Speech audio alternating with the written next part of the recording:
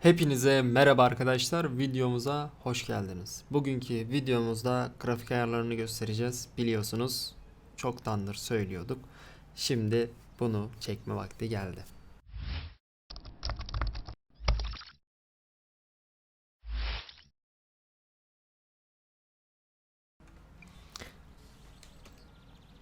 Öncelikle arkadaşlar gördüğünüz gibi sağ tarafta FPS göstergesi var. Ben şu an maksimum FPS alıyorum. Tabi 60 FPS'in maksimum FPS'ini alıyorum. Normalde maksimum FPS 60 değil. Şimdi öncelikle ben bunu nereden yapacağım diyorsanız ayarlara geliyorsunuz. Daha sonrasında burada video var.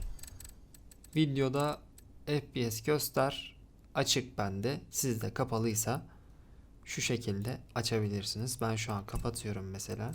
Kaydet ve devam et dedim ve gördüğünüz gibi sağ tarafta simge gitti. Şimdi açalım bunu çünkü gerek olacak. Şimdi grafik detaylarını anlatmadan önce şöyle bir şey demek istiyorum. Normalde benim ayarlarım vardı. Ben bu ayarları size verecektim. Siz yapacaktınız. Ancak herkesin bilgisayarı benim gibi değil. Yani iyi yönünden söylemiyorum. Yani mesela benden daha iyi olanı var. Ha bir de kötü olanı var. Şimdi mesela benden daha kötü olanına ben kendi grafiğimi verirsem o adamla aynı FPS'i alamayız. Aynı şekilde benden yüksek olana da aynı grafiği verirsem yine aynı şekilde olur. Peki bu videoda ne mi yapacağız? Ben grafikleri kendime göre ayarlayacağım ve FPS'i size göstereceğim. Ben neyi arttırıyorsam FPS neye göre artıyorsa siz de o şekilde kendi bilgisayarınızda uygulayacaksınız. Ayarlarınız bozulursa bunun garantisini veriyorum. Başa döndürebilme yöntemini göstereceğim. O yönden hiçbir sıkıntı yapmayın. Şimdi öncelikle mesela şu an ben başa döndürmek istiyorum. Ne yapmalıyım? Hemen göstereyim. Önce onu göstereyim. Garanti olsun. Mesela videoya girdim ben şu an. Mesela ben size burada bir ayar verdim. Sen 60 alacağına 40 alıyorsun. Sonra bana sövme. Çünkü burada ben sana göstereceğim. Y'ye basacaksın ve evet diyeceksin. Diyelim mi? Şimdi tekrardan başlatmam gerekiyor. Gösterelim. Evet dedim. Şimdi X'e bastım. Kaydedildi. Tekrardan başlatmamasının sebebi daha önce de almıştım. Şimdi öncelikle bilgisayarın çözünürlüğü şu değilse bunu lütfen değiştir. Çünkü aynı FPS'i alamazsın. Yani aynı FPS'i alamazsın derken mesela senin bilgisayarın 1280 ise kalkıp bunu 1920 yaparsan o bilgisayardan güzel bir FPS alamazsın. Çünkü senin bilgisayarın 1280'i destekliyordur. Bunu yapmak zorundasın. Veya herhangi buradan bir tane seçin artık. Benim bilgisayarım bunu destekliyor. Ben bunu yaptım. Ben bunu nereden anlayacağım diyorsanız şimdi hemen masa üstüne geliyorum. Gelebilirsem.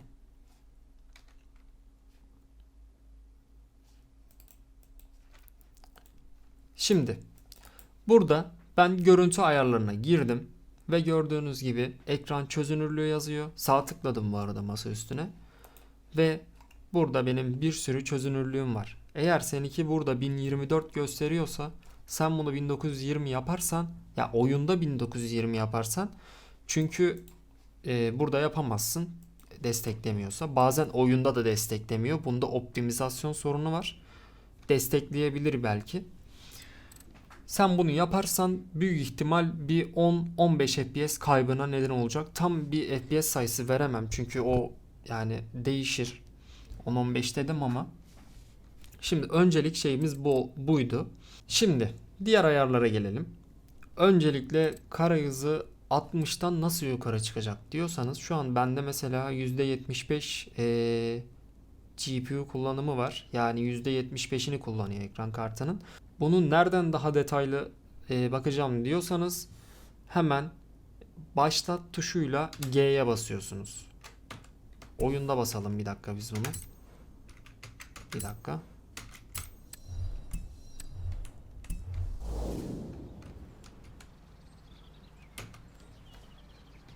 Tamam bastım. Bazen yüklenmiyor. Gördüğünüz gibi şu altta RAM kullanımı, CPU kullanımı, GPU kullanımı hepsi mevcut. Gördüğünüz gibi. Burada bir arayüz diyebiliriz aslında. Şunu da kapatalım. Tamam. Şimdi şurayı da kapatıp biz oyunumuza bakalım. Tekrar video ayarlarına geliyorum. Şimdi bu kare hızını nasıl yükseltebilirim diyorsanız öncelikle sizin burada dikey senkronizasyon diye bir şey var. Onu kapatmanız lazım. Ya bu ne demek oluyor? Oyunun işleme hızını monitörün yenileme hızı ile eşleşmeye zorlar. Yani size şöyle diyeyim, monitörünüz eğer 60 FPS'i destekliyorsa 60 FPS'ten yukarı çıkmaz. Yani şöyle diyeyim, benimki 60 Hz mesela 60 FPS'i destekliyor. Peki benimki 60 Hz, daha yükseğe çıkamayacak mıyım diyorsanız bunu kapatacaksınız öncelikle. Çünkü benim bilgisayarım 60 Hz, daha yükseğini desteklemez kapatmazsam. Gördüğünüz gibi açılan çeşitli yaptım bunu kapattıktan sonra. Şimdi bir bunu kaydediyorum ben. Kaydettim. Gördüğünüz gibi 60 FPS'ten daha yukarıya çıktı. Ya bu oyun... Allah dur. Aşağı düştük. Ya bu oyunda daha da çoğalıyor aslında. Ayarları açtığımda FPS düşmesine neden oluyor. Ama oyunda daha da çoğalıyor. Şöyle bir mesela oynadığım zaman 70'i gördüm mesela. Birazdan ayarları değiştirdiğimde daha da fazla yükselecek garantisini veriyorum. Rahat olun. İnşallah yükselir. Şimdi 75'e kadar çıktı. 77'yi gördü şu an. Çünkü GPU kullanımı 95'i de geçti. Şu an 80'i gördü. Tekrar ayarlara geliyorum. Bu arada bu video uzun olacak herhalde ama boş olmayacak en azından inşallah. Şimdi erişebilirliğe ihtiyacımız var mı bilmiyorum ama renk körlüğü olanlar için varmış. Ve altyazı görünümü açmak istiyorsanız buradan açabilirsiniz. Buradan daha detaylı bakarsınız. Pek göstermeyeceğim. Parlaklık ayarını buradan ayarlayabilirsiniz. Ben bu kadar parlaklığı ne yapacağım? Kabul et diyorum. Şimdi hareket bulanıklığını biliyorsunuz. Motion blur. Motion dur bir dakika söyleyeceğim. Motion blur. Aynen. Ben bunu kapatacağım. Ya pek bir farkı yok aslında. İsterseniz hemen bir deneyelim. Sadece ya biraz değişik geliyor. Motion blur daha değişik geliyor yani bana. Tam ismini söyleyemiyorum ama 81'i gördü bu arada kapattığımda. Pek bir şey olacağını sanmıyorum ama ben onu kapatmak istiyorum. Bunlar kamera zaten biliyorsunuz. Şimdi sadece bu kadar mı? Dediğinizi duyar gibiyim. Bir de şunu kapatarak deneyelim mi? Mesela bunu ortaya alalım bir. Veya düşüğe alalım. En düşük, çok düşük de mi var? Düşüğe alalım bakalım ne değişecek. Oyunu tekrardan başlatmamız gerekiyormuş. Enter'a basalım hemen tekrardan başlatsın. Yani şu an gördüğünüz gibi orası 200 FPS gösteriyor ama kesinlikle orası aklınızı karıştırmasın. O kadar FPS'i şu an alamazsınız gibi. Yani sisteminiz çok yüksek değilse alamazsınız. Ama şu an güzel bir FPS aldık gibi geliyor. Durun bakalım bir açalım. O kadar yüksek FPS'i neden alamazsınız? Onu anlatayım ben size. Şu an oyunda optimizasyon sorunu var. Zaten ben bu grafik videosunu geciktirmemin sebebi bu. Ayarları en iyi çekmeye çalışıyorum. Ya hala kasıyor ama ayarları en iyiye çekmek zorundayım. Çünkü grafik videosunun daha iyi olması gerekiyor benim için. Şimdi gördüğünüz gibi 103 FPS aldım ben. Yani az önce 80 FPS'i görüyordum. Şu an daha iyi oldu. Bir deneyelim oyunda. Kasacak mı? Ama böylelikle ayarlar düşecek tabii. Çünkü siz ayarları düşürüyorsunuz. Ama şu an biz ayarları düşürdük ama çevreyle oynamadık. Şu an çevreyle oynayacağız. Şimdi ayarlara geliyorum. Şu an ayarlarda 80 FPS alıyoruz. Az önce 60-70'lerde filandı. Yanlış hatırlamıyorsam. Şimdi öncelikle ben bu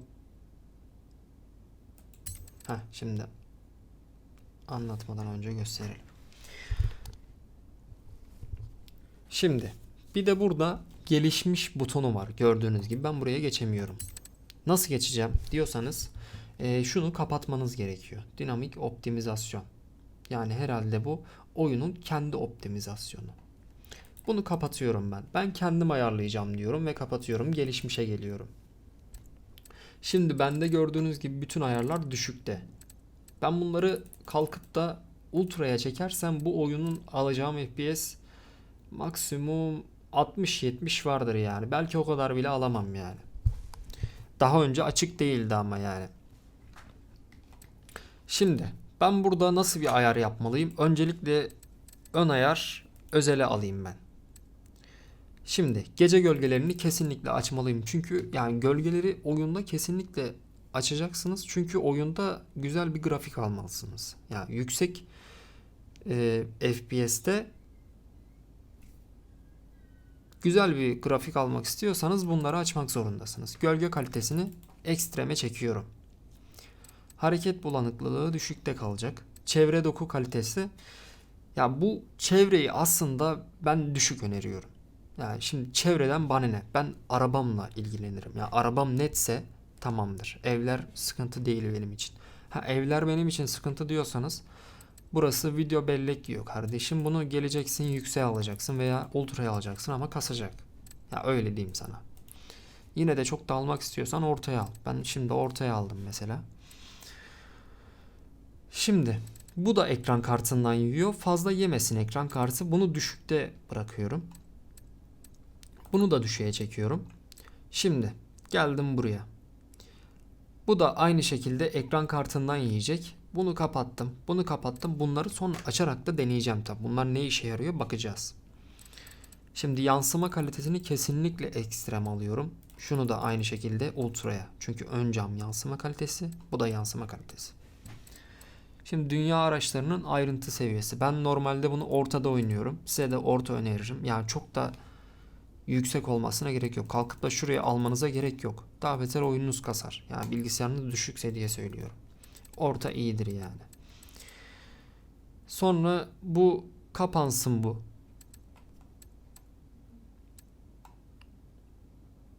Geliyorum EVY kalitesi. Bence bunu açmalısınız. Ben bunu ultra'ya getiririm. Çünkü şöyle diyeyim size. Gerçekten su hani GTA 1 oynarsınız ya. Hani 1 bile demeyeyim yani. Nasıl örnek versem, GTA Türk oynarsınız. Oradaki suyu hayal edebiliyorsanız ya oradaki su gibi oluyor bunu yaparsanız. Ultra'yı alın daha iyi olsun. Lens efektlerini iyice açıyorum.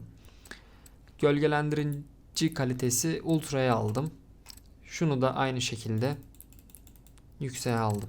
Şimdi kaç FPS alıyordum? 100'ü görmüştüm. Burada da 80 FPS alıyordum. Şimdi bunu kaydet ve devam et diyeceğim ve tekrar başlatacağım. Şimdi gördüğünüz gibi çevrede pek bir değişiklik olmadı. Yani eskiden Ultra'da oynamıyorsanız pek bir değişiklik olmadı ve FPS'im biraz düştü. Şurada suya bakalım. Ya suyun kalitesi de iyi şu an. Yani en azından dibi görünür gibi. Umarım. Şimdi gelelim. Şu ortaya gelelim mi? Şimdi gördüğünüz gibi biraz ayarlarım yüksek. Yani en azından grafikler iyi. Bu şekilde 70 FPS alıyorum. İlk başta gördüğünüz gibi 80 FPS alıyordum. Yani bu ayarlar sizin sadece 10 FPS'inizi düşürecek. Zaten o da yani pek bir fark olmuyor. Şöyle bir anlatayım yani. Buyurun oynayalım. Ya şu an gördüğünüz gibi video izliyorsanız kasma yoktur yani. Çarptığımda falan da kasma olmuyor. Ya 10 FPS hatta 5 FPS şu an. Arada 75 FPS'e çıkıyor. Ya pek bir farkı olmuyor açıkçası. Şimdi tekrar gelelim ayarlara. Gelişmişe geliyorum. Şunları açarsanız mesela bunu açtığınız zaman kenar yumuşatma bu. Kesinlikle FPS'iniz düşecek. Şimdi bir tekrar başlatmak istemiyorum. Bu arada aranızda şunu düşünen varsa çok hızlı anlatıyorsun, yavaş anlat biraz diyorsanız video çok uzamasın diye hızlı konuşuyorum. Normalde yavaş anlatırım zaten. Ama hem faydalılık açısından hem de video kısalığı açısından böyle anlatayım ben. Bu arada beğendiyseniz bir like alırım falan. Şimdi bunu açmayın bence. Çünkü zaten burada da yazıyor. Kare sayısı önemli ölçüde düşer diyor. Ben bu arada Türkçe mi konuşuyorum ya? Kare sayısı. Bunu açmadım. Zaten açıksa da kapatın. Bırakın kenar yumuşatma yapmasın. Çünkü FPS sayınızı düşürecek. Ben bilgisayarıma güveniyorum diyorsanız ben güveniyorum ama açmam. Bu arada 8x'e kadar geliyor bende. Yine de kapatıyorum. Şimdi bunu da açtığınız zaman gördüğünüz gibi daha fazlasına ihtiyaç duyarsa önemli ölçüde düşer diyor. Nasıl daha fazlasına ihtiyaç duyarsa onu anlatacağım şimdi. Ben de gördüğünüz gibi şu an 97 kullanıyor. Şimdi ben bunu açtığım zaman bu sayı 120'ye 140'a düşecek, çıkacak. Bu da çıkmayacak, FPS'e oynayacak. Yani burası 50 FPS'e, 55 FPS'e düşecek. O yüzden açmayın. Bu da ekran boşluğu, çevresel perdeleme. Bunu bilmiyorum. Şimdi boş yere anlatmayayım bunu. Aydınlatma falan diyor. Bunu da açacaksanız açabilirsiniz. Bu da pek etkilemez yani. Burada şey demiyor yani. FPS kaybına neden olacak demiyor. Tabii GPU performansını etkiler diyor ama yani pek de fazla etkilemez açıkçası. Şimdi yani ben burayı istemiyorum diyorsanız, çünkü burada biraz FPS düşüşüne şey olduk. Şahit olduk diyelim. Ben burayı istemiyorum diyorsanız şurada temele gelirsin. Burayı açık yaparsın. Bura düşük kalsın. Burası kesinlikle düşük kalsın. Çok da şey istiyorsan böyle bir ortaya alabilirsin. Yükseğe alabilirsin. Ultra'ya alabilirsin. Ama ultra'ya alma bence. Bilgisayarın kötüyse ortada kalsın. Bunu da kesinlikle yapmayı unutmayın. Bu pek bir değişiklik sağlayacak mı? Ya 60 FPS'te kalsa ne olur filan diyeceksen. Ya aslında pek bir değişiklik sağlamıyor ama yine de FPS yüksekliği açısından daha da iyidir yani. 5-10 FPS aslında biraz göze büyük geliyor ama pek de bir şey olmuyor ya. Ama ilk başta 100 FPS almıştık. Mesela onun bir farkı vardır yani mutlaka. Ayrıca kullanıcı arayüzü oranı varmış. Şurada onu söylemedim. Bu da zaten uzatıyor iyice gördüğünüz gibi. Bunu yapmaya gerek yok bence. Şu yüzde kalsa iyidir yani. Buradaki ayarları kaydetmek için de, gerçi ben bunu açtım. Bunu hayır başlatmaya. Hayır diyeceğim. Tamamdır. Burada da anlatacaklarım bu kadar. Kamerayı biliyorsunuz zaten. Oyuncu kamerası. Yani burada şöyle taba bastığım zaman bunları ayarlıyor. Açı derecesini falan ayarlıyor. Onları da siz kendinize göre ayarlarsınız. Ben oyunun varsayılan ayarlarıyla oynamak istiyorum. Şimdi ilk başta gösterdiğim gibi şimdi de göstereceğim. Ben bu ayarları istemiyorum. Benim FPS'imi düşürdü diyorsanız hemen kardeşim gel buraya. Y'ye bas ve evet de, bu şekilde. Bunu da kaydet. Tekrardan başlatalım. Görelim. Evet, şimdi FPS'im daha da düştü. Büyük ihtimal düşme sebebini açıklayayım ben size. Şöyle gelelim. Büyük ihtimal şu an FPS'im sabit çünkü 60'tan yukarıya çıkmıyor. Aynen gördüğünüz gibi. Böyle alabilirsiniz. Zaten böyle yaptığınız zaman oyun sizin bilgisayarınıza göre bir ayar veriyor. Yani varsayılanmış gibi düşünün. Buraya kadar bence her şey iyiydi. Umarım sizin için de iyi olmuştur. Zaten şöyle diyeyim. Bence böylesi daha iyi aslında. Çünkü %72 GPU kullanıyor gördüğünüz gibi. Benim yaptığım ayarlarda %90, 95, 97 görüyordu. Çünkü maksimum bir kalite veriyoruz. Ayrıca güzel bir FPS veriyoruz. O yüzden biraz ekran kartını yoruyor tabi. Tabi yorması da ömrünü kısaltıyor. Haberiniz olsun. Ben senede bir değiştiriyorum zaten diyorsanız bas gitsin hepsini ultra. Hiç sıkıntı değil. Ben 62 ve 65-70 arası oynuyor benimki. Bunun dışında anlatacağım bir şey yok. Beni buraya kadar dinlediysen sana teşekkür ederim. Başka ne diyeyim? Bir de bazı rehber videoları çekmeyi düşünüyorum. Böyle grafik rehberi gibi. Eğer bu video sana yararlı geldiyse bana yorumlara aynen şöyle yaz. İşte şunu da çek kardeşim, biz de işte bunun da rehberini istiyoruz dersen ben de anında videosunu çeker sana atarım. Umarım buraya kadar izlediysen beğenmişsindir. Beni de mutlu etmiş olursun beğenmişsen. Umarım hepiniz... Ya ne umarımı, bir dakika kapatayım videoyu. Hadi burada kapatalım videoyu. Hepinize tekrardan teşekkürler. Daha sonraki rehber videolarında unutma yorumlara yazmayı. Hadi kapat.